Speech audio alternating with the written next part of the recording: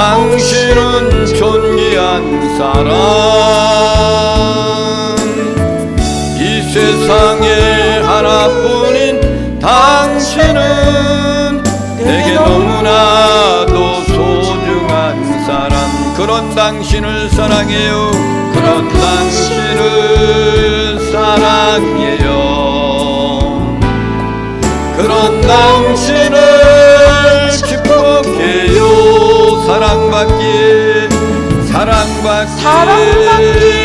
합당한 당신을 주의 이름으로 축복합니다. 할렐루야. 앞사람 뒷사람 옆사람 인사를 나눕니다. 하나님은 당신을 사랑하십니다.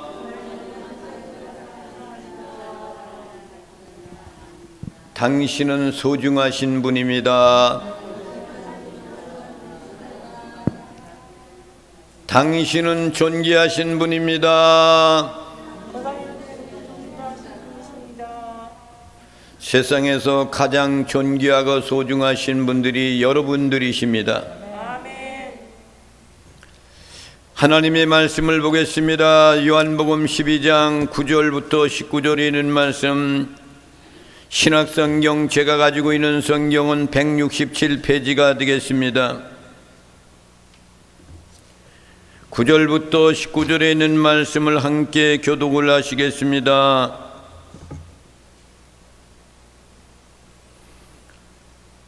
그 이튿날에는 유대인의 큰 무리가 예수께서 여기 계신 줄을 알고 오니 이는 예수만 보기 위함이 아니여 죽은 자 가운데서 살리신 나사로도 보려 함이로라. 대제사장들이 나사로까지 죽이려고 모의하니 나사로 때문에 많은 유대인이 가서 예수를 믿음이어라. 그 이튿날에는 명절에 온 큰 무리가 예수께서 예루살렘으로 오신다는 것을 듣고 종려나무 가지를 가지고 맞으러 나가 외치되 호산나 찬송하리로다. 주의 이름으로 오시는 이 곧 이스라엘의 왕이시여 하더라. 예수는 한 어린 나귀를 보고 타시니 이는 기록된 바 시온 따라 두려워하지 말라. 보라 너희 왕이니 나귀 새끼를 타고 오신다과 같더라. 제자들은 처음에 이 일을 깨닫지 못하였다가 예수께서 영광을 얻으신 후에야 이것이 예수께 대하여 기록된 것인가 사람들이 예수께 이같이 한 것임이 생각났더라. 나사로를 무덤에서 불러내어 죽은 자 가운데서 살리실 때에 함께 있던 무리가 증언한지라. 이에 무리가 예수를 맞으면 이 표적 행하심을 들었음이로라. 함께 보시겠습니다. 바리새인들이 서로 말하되 볼지어다 너희 하는 일이 쓸데없다. 보라 온 세상이 그를 따르는도다 하다 하니라. 아멘. 할렐루야. 어젯밤에 10시 25분에 큰 사건이 벌어졌죠. 할레온이라는 그 축제를 하는 것인데 이건 미국에서 시작됐습니다. 미국에서 이 할레온이라는 것은 죽은 영혼들이 돌아온다 라는 그런 의미로 축제를 하는 거예요. 매년 10월 30일마다 하는 축제입니다. 근데 대한민국에도 그렇게 그런 모임이 있어가지고 10대, 20대가 140 몇 명인가? 149명? 현재로는 그런데 더 많이 이제 죽었을 거예요. 그러니까 이것이 10대, 20대란 말이에요. 여러분, 기독교에서는 죽은 영혼이 무슨 돌아옵니까?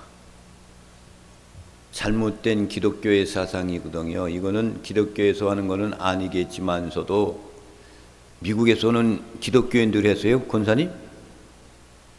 거기 미국에서 기독교인들이 그런 걸 축제 시작한 거예요? 아니죠. 기독교인들은 영혼이 돌아오지 않아요. 주님이 오실 때 영혼을 데리고 오시는 거거든요. 기독교인 성도들은 주님께서 낙원에 있는 영혼을 데리고 오나요. 그래서 육신으로 돌아간 육체는 죽은 육체들이 부활의 영광이 나타나는 거예요. 그래서 영과 혼이 만나서 신령한 몸이 되는 거거든요. 그런 살아있는 사람은 어떻게 되느냐? 구원받은 성도들은 신령한 몸으로 바꾸어지는 거예요. 아멘. 죽음을 면치 아니하고. 아멘. 혼인잔치에 들어갔다가 7년 동안 혼인잔치 끝나고 천년왕국 시대를 걸쳐서 영원한 나라에 가는 거예요. 그러면 믿지 않는 영혼들은 어떻게 되느냐? 지옥의 음부에 가서 그냥 머물고 고통당하고 있는 거예요. 그러다가 두 번째 부활이 있어요. 첫째 부활이 있고 두 번째 부활이 있어요. 맞아요? 틀려요? 두 번째 부활에 그 영혼들이 부활하는 거예요. 그런데 부활해가지고 하나님의 나라에 가면 얼마나 좋겠습니까? 그런데 심판을 받고 지옥으로 가는 거야. 그 기독교에 우리가 믿는 그러한 하나님의 말씀으로 우리에게 주신 거예요. 그런데 그 가운데서도 기독교인들이 끼어있다면 그 사람들은 신앙생활을 잘못하는 거예요. 그리고 어떠한 축제가 많이 있다든가, 우리 강화도에서 3월 11일 날 10월 30일 날 어제 했죠. 여기서 하여튼 강화도에도 돈이 많은가 봐. 축제하고 2번 3번 축제하는 거야. 여러분들은 한 분도 안 가셨죠? 할렐루야. 거기 가보면 뭘 할 거야.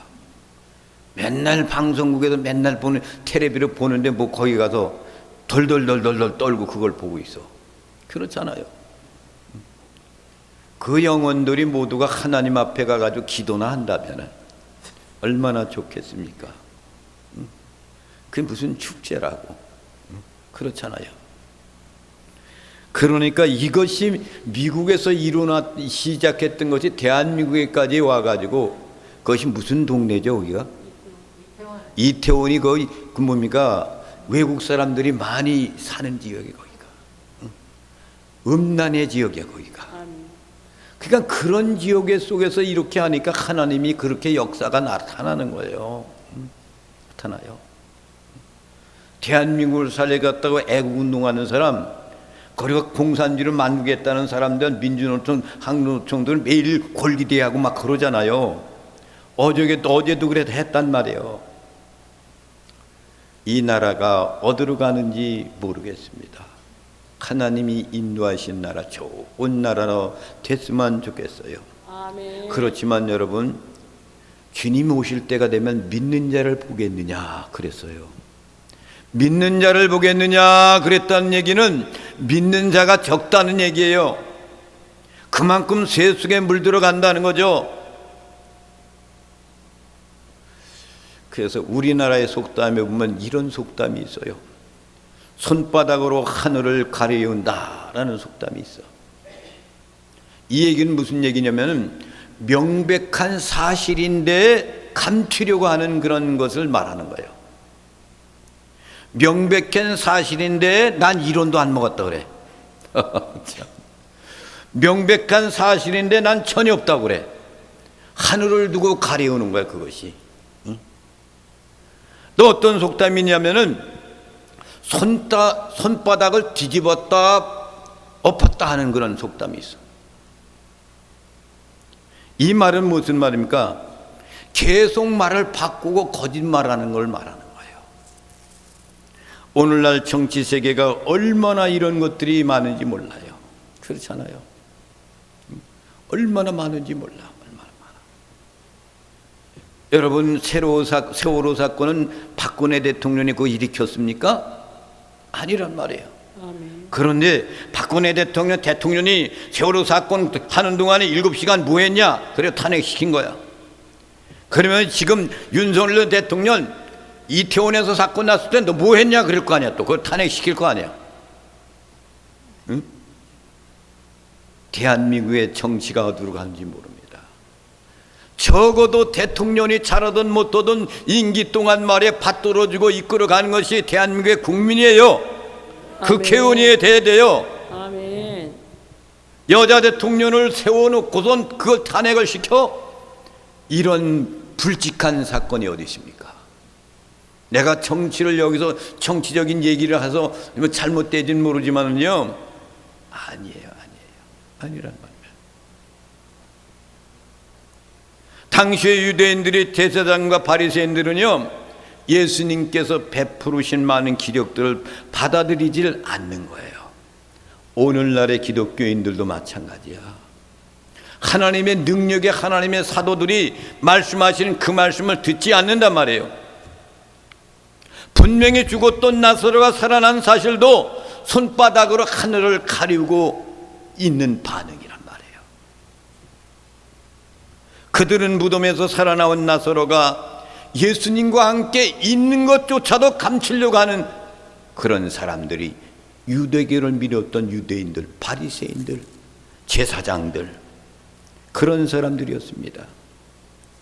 하나님의 아들이 이 땅에 육신을 먹고 내려온 것까지라도 속이고 이것을 안 하려고 하고 받아들이지 않는 것들, 하나님의 백성으로서 믿는 사람이 하나님의 아들이 이 땅에 내려왔다는 것을 알고 있으면서도 손바닥으로 하늘을 가려는 거야.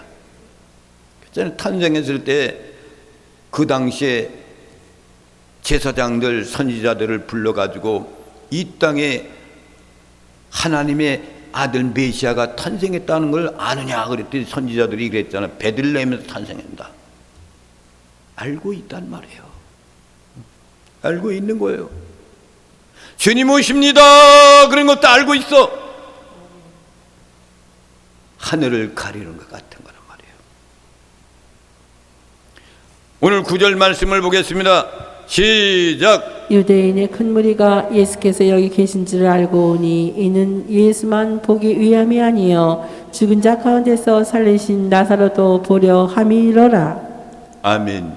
유대인들이 나사로가 살아났다는 사실, 예수님이 그곳에 함께 있다는 사실, 이것을 그들이 두 종류의 사람들이 지금 그것으로 몰려들기 시작하는 거예요. 하나는 뭐예요? 예수님을 체포하여라는 명령을 받았기 때문에 잡으러 오는 사람이 있는 거예요. 한 사람. 또 한 사람의 종류는 뭐냐? 죽은 자였던 나사로가 다시 살아났다는 것을, 그것을 보고 싶어서, 듣고 싶어서 몰려들기 시작한 거예요. 어제 이태원에서 축제 그 사실에 죽은 자의 영혼들이 돌아온다 그런 축제를, 그것을 맛보기 위해서 10대 20대들이 가가지고 죽었어. 죽었던 나사로를 목격한 사람이 얼마 안 되잖아요. 들려오는 소리를 들었단 말이에요. 그러니까 그곳에 가서 나도 죽었다 다시 살아난 나사로의 그 모습이 어떠한 것인가, 이것을 보고 싶어서, 죽었다가 그 모습이 어떻게 변화되었는가, 이것을 알고 싶어서, 그것을 듣고 싶어서 그것으로 몰려드는 그런 사람들입니다. 한편 당시에 대제사장들과 바리새인들은 무슨 생각을 하고 있었는지를 말씀을 보면 알 수가 있습니다. 10절부터 11절에 있는 말씀 봅니다. 시작. 대제사장들이 나사로까지 죽이라고 모의하니 나사로 때문에 많은 유대인이 가서 예수를 믿음이로라. 할렐루야. 보세요. 성경 말씀이 증명하잖아. 나사로 때문에 많은 유대인들이 예수님을 믿었다 이거야. 예수님을. 왜 그래요? 나사로가 죽었다 살아났어요. 누가 살린 거예요? 주님이 살리셨잖아. 아멘. 그러니까 믿지 않았던 사람들도 나사로가 죽었다 살아난 것을 보고, 기적을 보고, 이분은 하나님의 아들이다, 이런 사실을 믿기 시작했다 이거야. 그런데 유대인들, 바리새인들, 제사장들, 이 무리들은 어떤 사람들이에요? 이제는 나사로까지 죽이려고 하는 거예요. 나사로까지. 여러분, 죽이는 것은 살인자다 그래. 살인자. 살인에는 말이죠, 우발적인 살인이 있어요. 우발적인 살인은 살인하고 싶지를 않았는데 우발적으로 살인하게 되는 거예요. 예를 들어 산에 가지고 도끼로 나무를 팍 쳐서 이것을 자르는데 말이죠. 자르는데 이 도끼날이 날아가가지고 옆에 있는 사람 가서 목을 쳤어. 그래서 죽었어. 이건 우발적인 살인이야. 그럴 때 그때 구약시대 때는 어디로 갔어요? 도피성으로 달려갔어. 도피성으로. 내가 실수를 했기 때문에 거기만 그냥 산다 그래도 그 사람 죽어야 돼요. 도피성에 가서 사는 거야.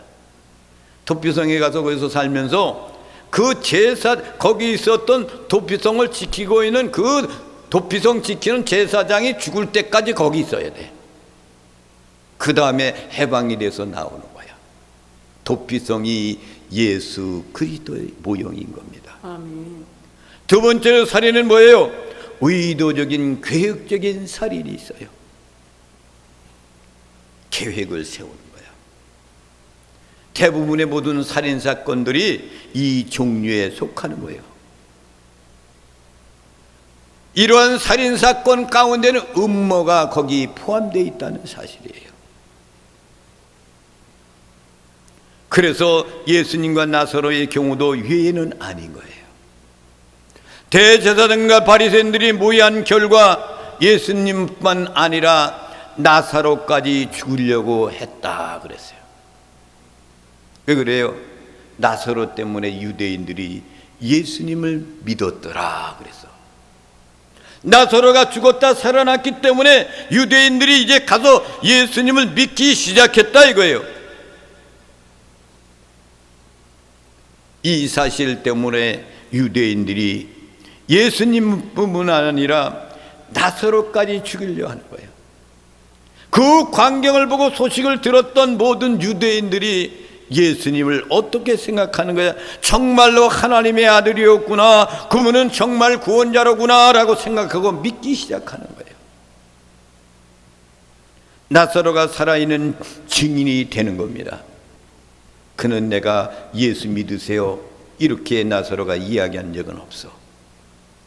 근데 죽었다 살아난 것으로 그가 증인이 되는 거예요. 그냥 그러므로 말미암아서 많은 유대인들이 나사로의 죽음의 역사를, 죽었다 살아난 역사를 보면서 믿기 시작했더라 그랬습니다.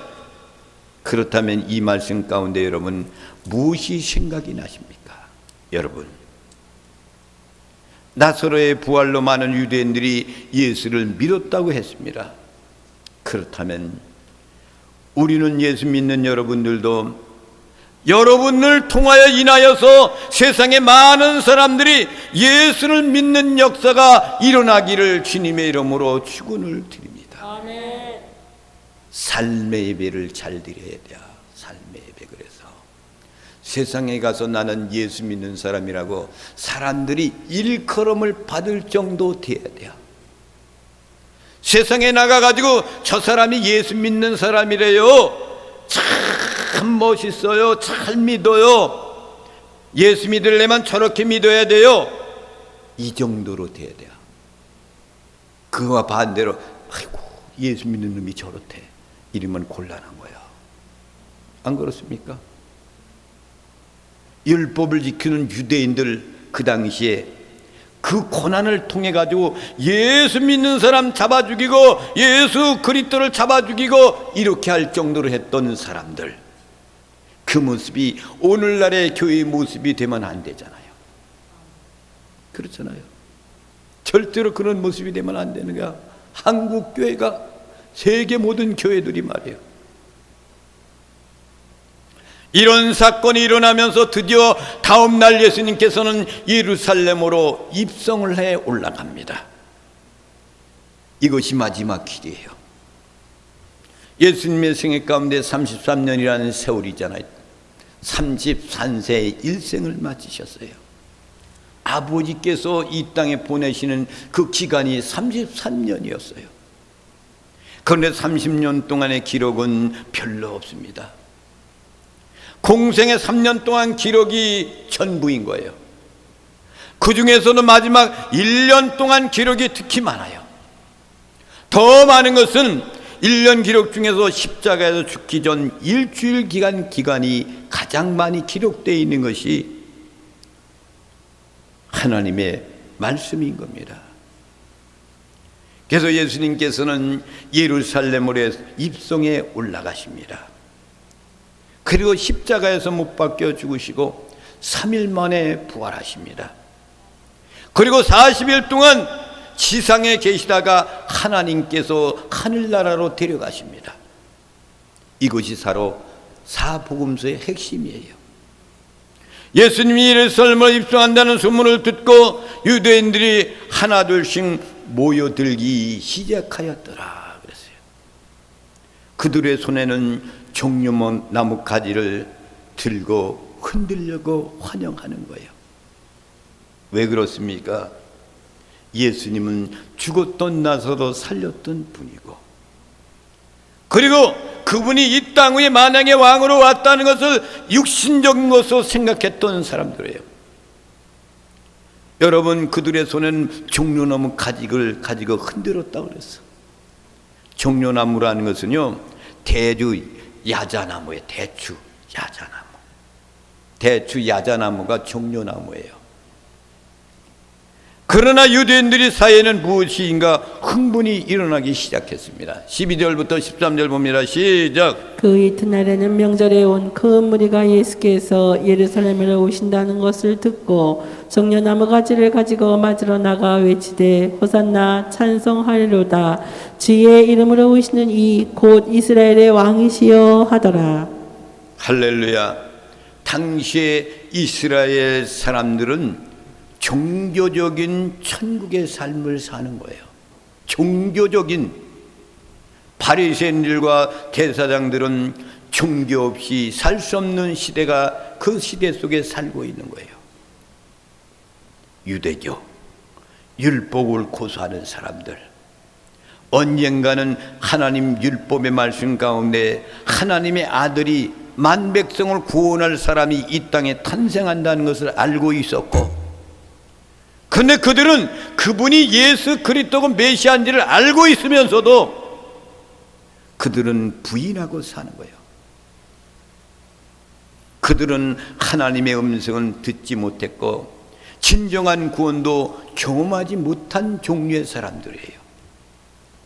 메시아를 기다리는 백성들에게 어느 누구도 해답을 주지 못하는 사람들.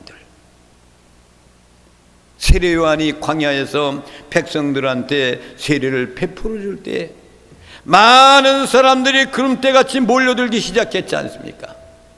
이건 뭘 말하는 거예요? 그 당시에 유대교회에서 만족을 못 느꼈다는 거예요.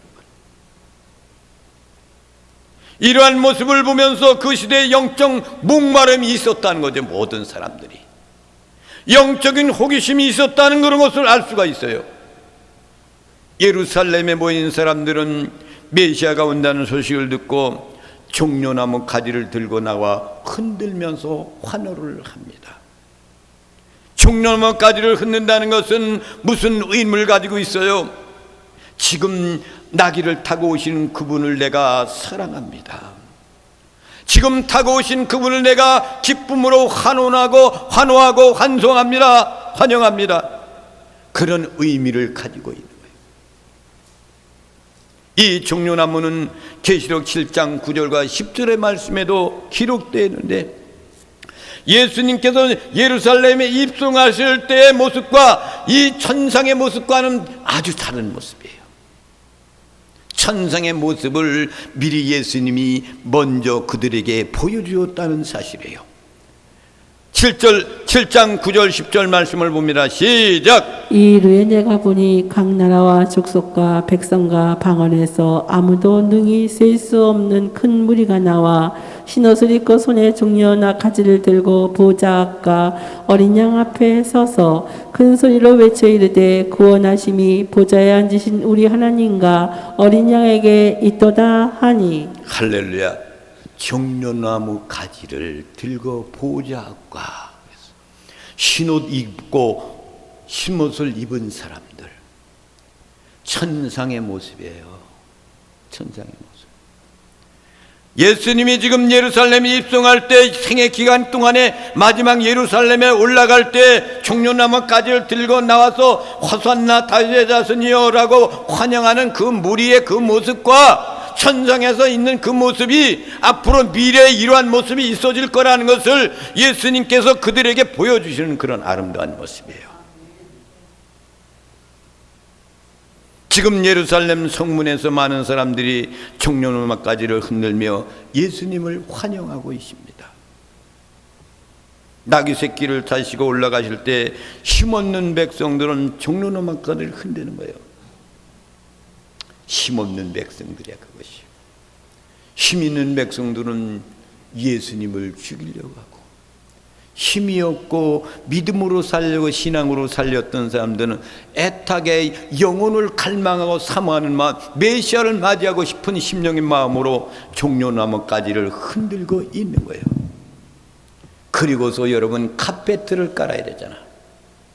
왕이 오실 때 카페트를 탁 까는 거야. 그러는 카페트 대신 자기들이 입은 옷을 벗어서 길에다 깔았어요. 주님을 맞이하는 그 성품의 마음, 힘이 없는 백성들의 그 모습, 예수님이 호산나 다윗의 자손이라고 환영하는 그들의 무리들. 사랑하시는 성도 여러분, 왜 예수님의 이런 모습이 중요할까요? 왜 이런 모습이 가장 중요할까? 천상의 모습에는 우리가 신옷을 입은 모든 사람들이 종려나무 가지를 들고 어린 양 앞에서 호산나 찬양하는 목소리로 이거 완성된 모습으로 이렇게 찬양하지만은, 지금 예수님이 어린 나귀 새끼를 타고 올라갈 때 힘이 없는 백성들이 종려나무 가지를 흔들면서 호산나 찬송하리라 할까? 호산나 찬송하리라다 주의 이름으로 오신 이의 곧 이스라엘 왕이여라라고 노래와 함성을 지를까? 여러분, 호산나는 히브리어로 무슨 뜻이냐면 오 구원하소서, 지금 구원해 주세요, 그 얘기예요.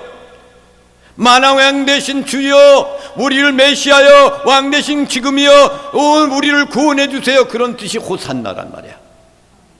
힘이 없는 백성들이 준 만왕의 왕 되신 그분을 향하여서 지금 우리를 구원해 달라고 외치는 그 소리, 이것이 시편 118편 25절에 그 말씀을 인용해서 이 백성들이 거기서 외쳤단 말입니다. 구약시대 때 이미 이런 것이 있을 것이라는 것을 시편 18편 기자가 이미 시를 낭독했단 말이에요. 18장 25절 26절 말씀을 봅니다. 시작. 여호와여 구하옵나니 이제 구원하소서. 여호와여 우리가 구하옵나니 이제 형통하게 하소서. 여호와의 이름으로 오는 자가 복이 있으며 우리가 여호와의 집에서 너희를 축복하였도다. 자 보세요. 여호와여 구원하옵나니 이제 구원하소서. 여호와여 우리가 구하옵나니 이제 형통하게 하옵소서. 여호와의 이름으로 오시는 자가 복이 있으며. 할렐루야. 아멘. 그들이 예수님께서 예루살렘에 오신다는 그 모습을 보고 종려나무가지를 흔들며 환호하는 그런 가운데 이 구절을 외치는 거예요. 외치는 거. 구약의 시편 118편에 있는 말씀을 외치는 소리란 말이에요. 외치는 소리. 더욱 놀라운 것은 예수님께서 나귀 새끼를 타고 입성하셨다는 사실이에요. 요한복음 12장 14절 15절입니다. 시작. 예수는 한 어린 나귀를 보고 타시니 이는 기록된 바 시온 따라 두려워하지 말라. 보라 너희 왕이 나귀 새끼를 타고 오신다 함과 같더라. 왜 나귀 새끼를 타고 가요? 여러분, 요한계시록 보면은 신마를 타고 오십니다. 백마를 타고 오십니다. 그때 오실 때는 백마를 타고 오여 승리의 개가를 부릅니다. 근데 예루살렘에 입성할 때는 왜 어린 나귀 새끼를 타고 가야 됩니까? 이 세상에 영웅, 장군, 호골 이런 사람들은, 권력자들은, 이런 사람들은 말이죠, 백마를 타고 딱 갑니다. 영웅적으로 가는 거예요. 그런데 우리 구원자는 도살장에 끌려가는 소와 같고 또 털깎아 잡기는 잠잠한 어린 양 같도다 그랬잖아요.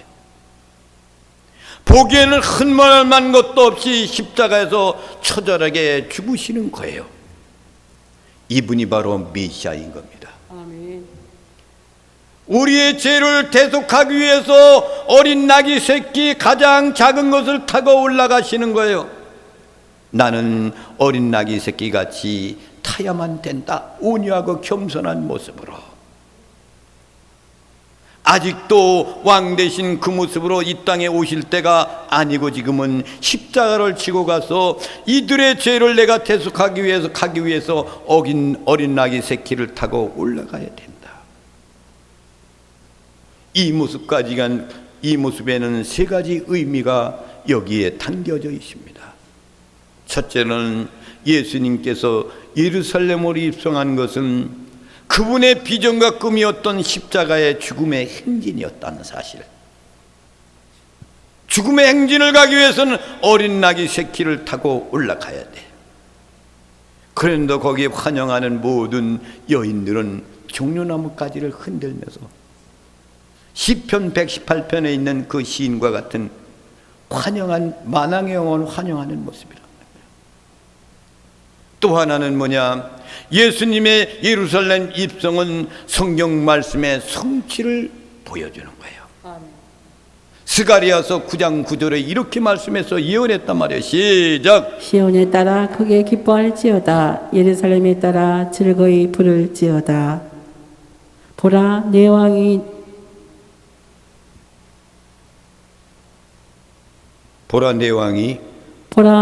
내게 임하시나니 그는 공의로우시며 구원을 베푸시며 겸손하여서 나귀를 타시나니 나귀의 작은 것 곧 나귀 새끼니라. 할렐루야. 나귀 새끼니라. 스가랴서에 이미 예언했어. 이렇게 모습을 하고 가야 돼.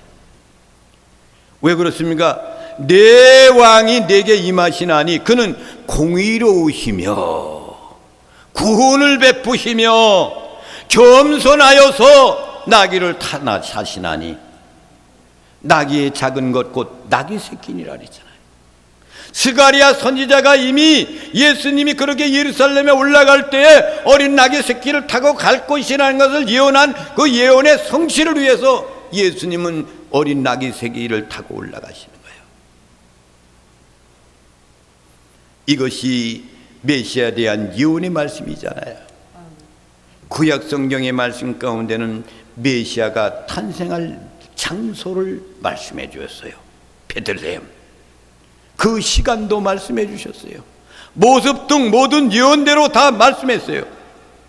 메시아가 나귀 새끼를 타고 입성할 것이란 예언도 구약에서 말씀해 주셨습니다.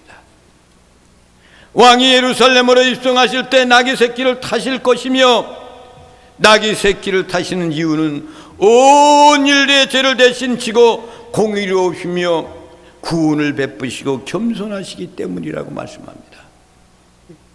그래서 오늘 본문 말씀 16절 말씀을 봅니다. 시작. 제자들은 처음에 이 일을 깨닫지 못하였다가 예수께서 영광을 얻으신 후에야 이것이 예수께 대하여 기록된 것인가 사람들이 예수께 이같이 한 것임이 생각났더라. 생각이 그때 나더라 그랬어요. 생각이 나더라.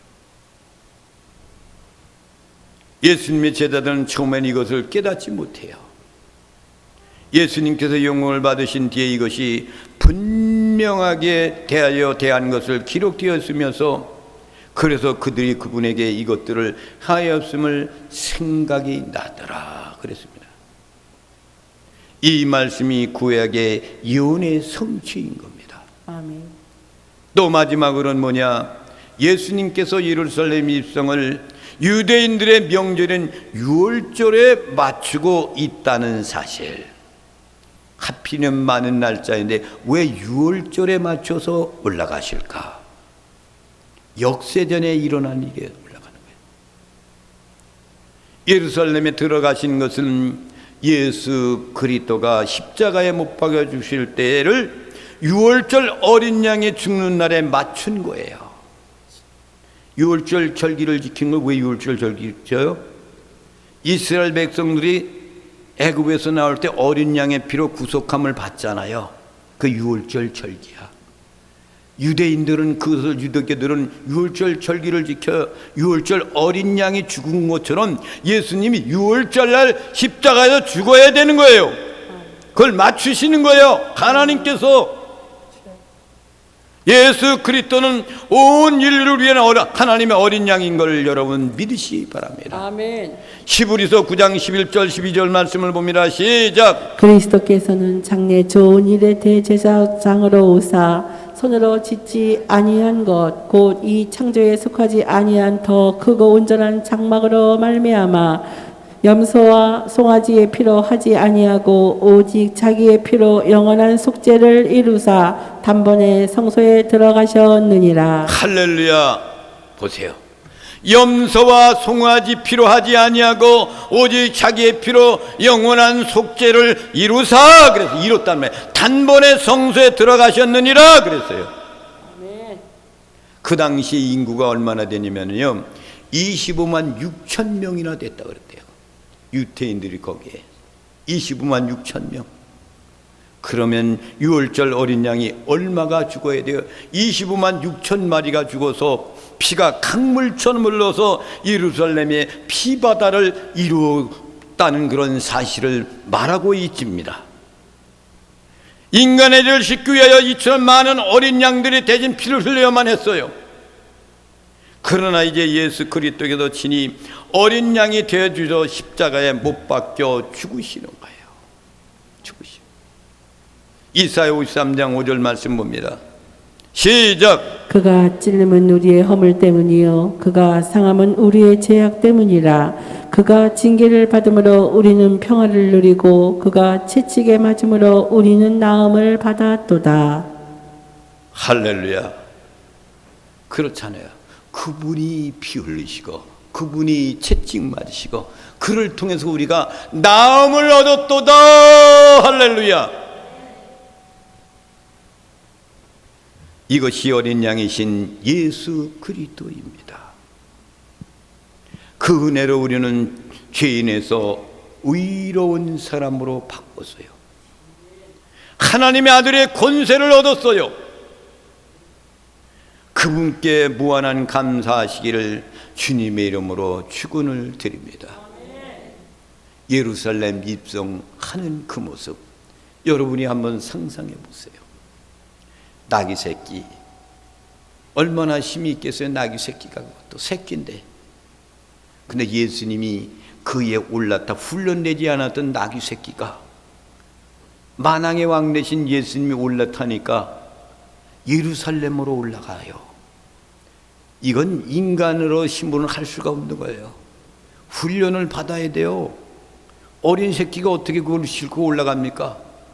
하나님의 명령 아래 어린 새끼가 그 말씀에 순종하고 올라간다는 것. 그리고 예수님이 그 어린 나귀 새끼를 구약 성경에 있는 그 말씀 예언대로 그걸 타고 올라가시는 거예요. 그러면서 거기서 십자가에 죽으러 가시는 모습, 온유하고 겸손한 모습으로 어린 나귀 새끼를 타고 가는 거예요. 이렇게 공생의 굳건한 마지막에 올라가는 모습이지만은 주님이 아버지와 함께 계시다가 다시 오실 때 믿는 모든 백성들이 구원받은 거룩한 신부들이 흰옷을 입고 어린 양 앞에서 백마를 타고 오시는 그 모습을 딱 보면서 환영할 때가 온다는 사실을 기억하시면서 이 세상에 엄청난 그런 것들이 있다 할지라도 여러분 굴하지 말고 오직 주님만 바라보세요.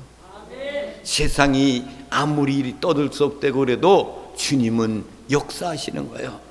아무리 이 대한민국이 좌파들이 들러풀려고 한다 할지라도 하나님이 세운 나라 하나님이 보존해 주실 거예요. 우리는 기도하는 것뿐이에요. 기도하는 것뿐. 하나님이 책임질 거라는 것을 기억하면서 끝까지 승리하는 나와 여러분이 되시기를 주님의 이름으로 축원을 드립니다. 이 찬양을 부르시며 하나님께 예물을 드리시겠습니다.